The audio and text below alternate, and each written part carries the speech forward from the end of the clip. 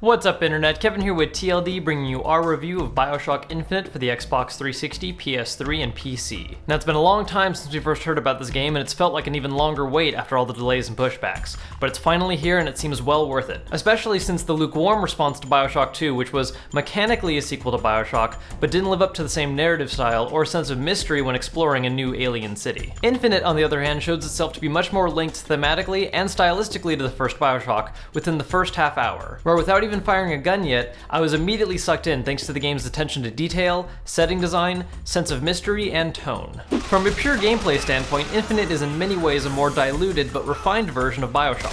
Horror, minor RPG elements, and minigames have been removed in favor of pure first-person shooter action, still featuring a bit of magic thanks to Vigors, powers that let you do things ranging from shocking or burning enemies, to possessing opponents or blocking and throwing bullets back. While there are fewer powers in Infinite compared to Bioshock, each of them feels decidedly more useful and balanced, with favored choices occurring more due to playstyle than one power actually being fundamentally overpowered compared to the rest. Players are also now limited to only carrying 2 guns at a time, though upgrades purchased for them will always be active, and enemies drop a variety of different weapons often enough to where you never feel too constrained with options, especially when there's plenty of hidden caches holding more powerful short-term use weapons like the volley gun in an RPG. Players also have the Skyhook, a weapon that can be used for melee attacks but more importantly can be used to latch onto hooks or rails, which not only provide a minor platforming element for exploration, but more importantly give you a fast way to reach further away enemies or a high ground to use as a good vantage point. There's also now an equipment system in which players can equip up to 4 pieces of gear that give various odd bonuses. And while the locations of gear are static in the game, which specific piece of gear is randomized when you first enter the area it's in, giving players different bonuses that might cause them to alter their tactics each time they start a new playthrough.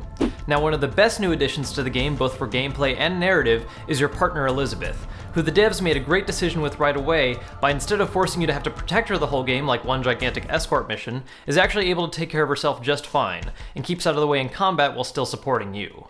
While in combat, Elizabeth will stay out of your way while supplying you with ammo and health packs when you need them, as well as being able to activate special objects called tears, that can help you in combat by providing cover, ammo caches, hooks to hang from, or even friendly turrets. Only one can be active at a time, so you have to pick what you need at the right moment, and there are a number of choices that can help adapt to how you like to handle different combat situations. What makes this genius from a narrative perspective though is how much empty time is filled with dialogue. Booker and Elizabeth will often talk in and out of combat, oftentimes illuminating aspects of each other's history and personality, all while never directly detracting from actual gameplay. This constant banter really helps to not only flesh them both out as protagonists, but makes the game's story come alive all the more when combined with the return of audio recordings that help shed light on historical events within the setting.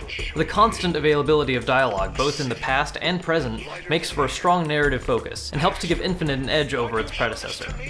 Now, one aspect of Infinite that I definitely inherited from its predecessor is the twist. Now, I don't really want to go too in-depth on what that twist is, because of course I don't want to spoil it for those of you watching, but I do want to talk about a few things regarding it. First off, Infinite did a fantastic job of pacing it.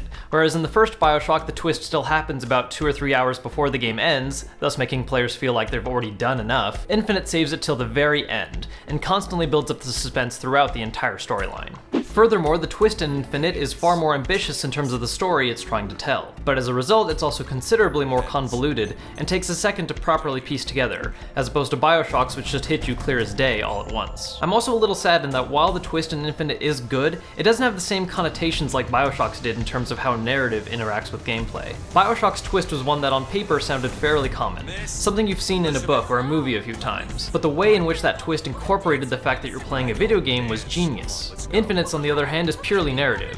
They try to work in gameplay a little bit to it, but it's nowhere near to the same extent. It's still good, just not as mind-blowing in that respect. I also wanted to see a little more exploration into some characters' backgrounds. There are a few that left me a little disappointed in terms of supporting characters, but this could also be alleviated in the future with the planned 3 DLC packs, though one might argue that this shouldn't be the case. Infinite is also like its predecessor in the sense that it's very much on the short side, only lasting about 10 or 11 hours for your first playthrough depending on how much of a completionist you are. However, I do highly recommend playing this game at least 2 times through, as the narrative changes very much once you know the full history for the game. These minor nitpicky parts for the storyline aside, the only real problem I had with the game was the return of the never dying mechanic. Basically, when you die in combat, you just come right back with some health and ammo, but lose some money and all enemies gain a little health as well. As a result, there really is no game over in this, just a war of attrition in which you slowly whittle down your opponent's health. Now, given the main goal of Bioshock is to see the story, not challenge the gameplay, but it's still something I feel is a little too forgiving, though thankfully the game's highest difficulty setting, 1999 mode, addresses this with a way to permanently die if you only have so much money on you, sending you right back to the title screen.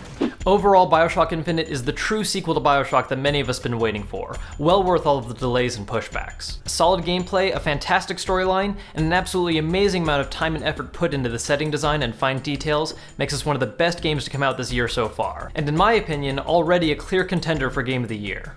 Well, that's our review of Bioshock Infinite. If you're looking to pick the game up for yourself, make sure to check out the link in the description for pricing and availability. If you have yet to do so, make sure to subscribe to stay up to date on all of our latest reviews and unboxings, as well as follow me on Twitter at TLD_Kevin. As always guys, thank you so much for watching our videos. If you enjoyed this one, make sure to hit the like button. It is the easiest way to help us out and we always appreciate it. I'm Kevin for TLD, and I'll see you guys next time.